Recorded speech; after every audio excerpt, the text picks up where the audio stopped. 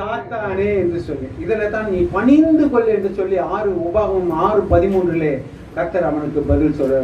ஆண்டவருடைய பிள்ளைகளே, தேவனாகிய கர்த்தருக்கு பயந்து அவருக்கு ஆராதனை செய்து அவருடைய நாமத்தை கொண்டே ஆணையிடுவாயாக. அன்பான தேவனுடைய பிள்ளைகளே, இந்த 3 காரியத்தை தேவன் மேற்கொண்டார். எதனால் கேட்டீங்கன்னா, இதை எல்லாவற்றையும் 40 நாட்கள் தரித்திருந்தனாலே பெற்றுக்கொண்டார். கடைசியா ஒன்று சொல்ற நேரம் இல்லை. எஸ்தர் 4வது அதிகாரம் 16வது வசனத்தை வாசிக்கலாம். ஒரு சகோதரியையும் பார்க்கலாம். இந்த சகோதரி என்ன செய்தார்கள் என்று சொல்லி பார்க்கும்போது,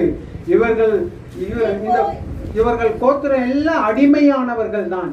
ஆனால் இவள் இந்த அரண்மனைக்குள்ளே வந்து ராஜாத்தியாக தகுதி பெறுகிற ஒரு சூழ்நிலையிலே அவள் எடுக்கிற ஒரு முடிவு எஸ்தரானவள். வாசிக்கலாம். 4:13. மொர்தெகாய் எஸ்தருக்கு திரும்ப சொல்ல சொன்னது, ராஜாவின் அரண்மனை இருக்கிறதினால் மற்ற யூதர் தப்பக்கூடாதிருக்க தப்புவாய் என்று உன் மனதிலே நினைவு கொள்ளாது. நீ இந்த காலத்திலே மௌனமாயிருந்தால் இதற்கு சகாயமும் ரட்சிப்பும் வேறொரு இடத்திலே வரும் சொல்லி அவனுடைய தகப்பன் ஆலோசனை சொல்ல, 16வது வசனத்திலே எஸ்தரானவள் சாதாரண ஒரு மகளாக இருந்தவள் இப்பொழுது தன்னுடைய ஜனத்துக்காக ஜீவனையும் கொடுக்க வருகிறாள். 4வது அதிகாரம் 16வது வசனம், நான் அழிந்து